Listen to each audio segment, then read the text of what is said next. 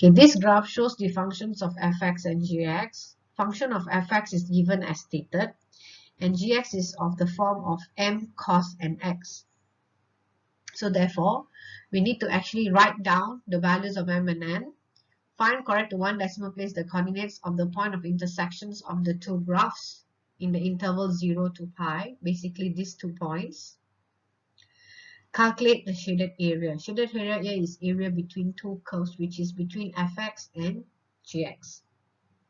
So we will see in the next slide how to actually solve it. So writing down the values of m and n, we have to actually study the function gx. Gx is obviously a cosine function because of the shape of it, and the maximum minimum value has become 3 and -3 instead of 1 and -1. Therefore, the value of m is actually 3, which is the amplitude, and the value of n is actually the number of cycles for cosine. So up to pi, it has one complete cycle.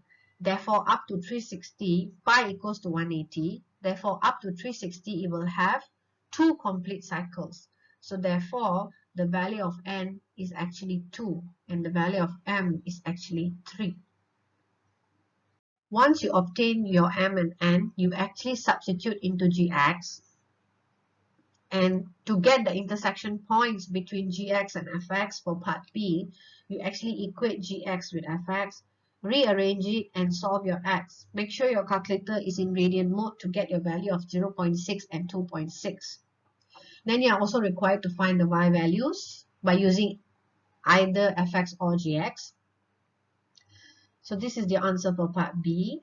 Answer for part C actually requires you to find area between the two curves. Is always the upper function minus the lower function, where in this diagram, fx is the upper function and gx is the lower function. You integrate, you minus this 2, and you simplify it. It becomes -7 cos 2x plus 3. So you're required to integrate -7 cos 2x plus 3 between 0.6 and 2.6 as the upper limit with respect to x. So when you integrate, your resultant will be 3x minus 7 over 2 sine 2x. Once you get your resultant of your integrated function, you actually substitute 2.6 minus or take away, substitute 0.6 into the function, and your end result will be 12.4 unit square as the area between the two curves. A curve has equation y equals to 2x minus 9 to the power of half. Show that the equation of the tangent to this curve at the point where x equals to 9 is y equals to 1 over 3x. So this is the question for part A. For this example, part A is actually application of differentiation, and part B is application of integration, where you have to actually find A, and then further part C is actually requires you to find the area. So in order to solve this question, first we need to prove the tangent equation. To prove the tangent equation, the first step will be the tangent touches the curve when x is equals to 9. So therefore, by differentiating the function of the curve, meaning obtaining the dy dx of this function y, and substituting x as 9, you will actually obtain the gradient of this tangent, which is 1 over 3. And when x is 9, you can find the value of y by substituting 9 into this function to get the coordinate y.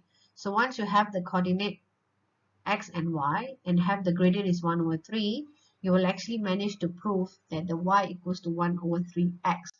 Okay, this is shown here. So when you differentiate the function, you actually get the gradient, and then you substitute into x as 9 into the function, and your y is actually 3. So you use coordinate 9, 3, and gradient 1 over 3 to get your curve equation, your tangent equation, and you will actually get y equals to 1 over 3x. And for part B, it requires you to find the intersection point. So to find the intersection point, you just have to substitute your x value For part C, it requires you to find area, shaded area as is shown in diagram 2. So the easiest way to solve this question is to actually find the area of this large triangle, which is half times 9 and times height, which is 3. The height is obtained by substituting x as 9 into here and you get 3. So half times 9 times 3 is actually 27/2. And you need to take away this area, the white colored area here. So this area is actually obtained by integrating the function 2x minus 9 power half with respect to x. So you integrate the function and you actually put in the lower limit because point A is 9/2.